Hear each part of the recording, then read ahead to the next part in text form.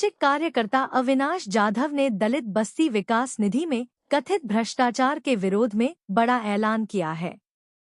अविनाश जाधव ने कहा कि न्याय, पारदर्शिता, जवाबदेही और दोषियों के खिलाफ सख्त कार्रवाई की मांग को लेकर वे 3 अगस्त 2026 को जिला परिषद थाने कार्यालय के मुख्य प्रवेश द्वार पर आमरण अनशन शुरू करेंगे। भिवंडी पंचायत समिति में मीडिया से बातचीत के दौरान उन्होंने आरोप लगाया कि दलित बस्ती विकास निधि के कार्यों में कथित अनियमितताएं और भ्रष्टाचार हुआ है। उन्होंने पूरे मामले की निष्पक्ष जांच कर दोषियों के खिलाफ कड़ी कार्रवाई करने की मांग की। उन्होंने यह भी कहा कि उनका आंदोलन पूरी तरह संवैधानिक और लोकतांत्रिक तरीके से किया जाएगा तथा न्याय मिलने तक उनका संघर्ष जारी रहेगा। अब इस आंदोलन को लेकर प्रशासन क्या कदम उठाता है और संबंधित विभाग क्या कार्रवाई करता है, इस पर सभी की नजरें टिकी हुई हैं। आइए देखते हैं अधिक जानकारी देते हुए सामाजिक कार्यकर्ता अविनाश जाधव ने क्या कहा। आतापर्यंत मी जे काही पत्रव्यवहार केले जवळजवळ 8 महिने झाले। मी 2025 डिसेंबर पासून या विषयाच्या मार्गावर आहे। मी वेळोवेळी जाऊन त्याचा फॉलोअप घेतलेला आहे। प्रत्येक ज्या कार्यालयात मी जाऊन पत्रव्यवहार केले त्या कार्यालयात जाऊन मी त्याचं फॉलोअप घेतलेलं आहे। त्याच्यानंतर झालेलं असं आहे की आपल्याकडून अहवालही देण्यात आला पंचायत समितीमार्फत।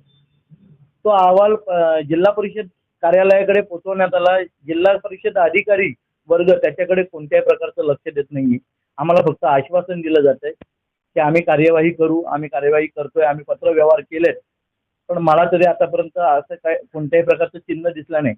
आणि सगळ्यात महत्त्वाचं तुम्हाला मी स्पष्ट करू इच्छितो की जर कधी आपण एखाद्या शासकीय कार्यालयात गेलो, त्यांनी चुकीचे काम केले असेल आणि आपण त्यांना जर त्यावर जाब विचारला तर ते रागापोटी आपल्यावर जाऊन 353 नुसार लगेचच गुन्हा दाखल करतात। ही आजची परिस्थिती आहे। मी चुकीचं नाही बोलत आहे। ही आजची परिस्थिती आहे की अधिकारी वर्ग आपल्यावर 353 दाखल करतो, ती एका दिवसात कार्यवाही होते। मग अधिकाऱ्यांच्या विरोधात आपल्याकडे पुरावे असताना कोण त्याच्यामध्ये दोषी आहेत, कोणी पैशांचा अपहार केलेला आहे, हे सगळं समोर असताना त्यांच्यावर कार्यवाही व्हायला तुम्हाला 8 महिने 1 वर्ष असा कालावधी का लागतो, याचं उत्तर कोण देणार आम्हाला? त्या अनुषंगाने मी येत्या 3/8/2026 रोजी जिल्हा परिषद कार्यालय ठाणे यांच्या कार्यालयासमोर आमरण उपोषणास बसणार आहे। यासाठी मी या प्रसार माध्यमातून सर्वांना सांगू इच्छितो। मागच्या वेळेस जे आपण निवेदन दिले होते त्यावर त्यांनी आपल्याला अहवाल दाखवला होता की आम्ही अहवाल तयार केलेला आहे। त्या अहवालाची एक कॉपी आम्हाला दिली होती आणि अहवालाची कॉपी दिल्यानंतर त्याची पूर्ण त्याच्यावर कार्यवाही करणं हे काम होतं जिल्हा परिषद ठाणा या वरिष्ठ अधिकाऱ्यांचं। त्यांच्यावर कार्यवाही करण्याचा अधिकार आहे, पण त्या लोकांनी आजपर्यंत अशी कोणतीही भूमिका बजावलेली नाही। त्यांनी आम्हाला आता परत दुसरं उत्तर दिलं की आम्ही कार्यपूर्ती अहवाल मागवलेला आहे।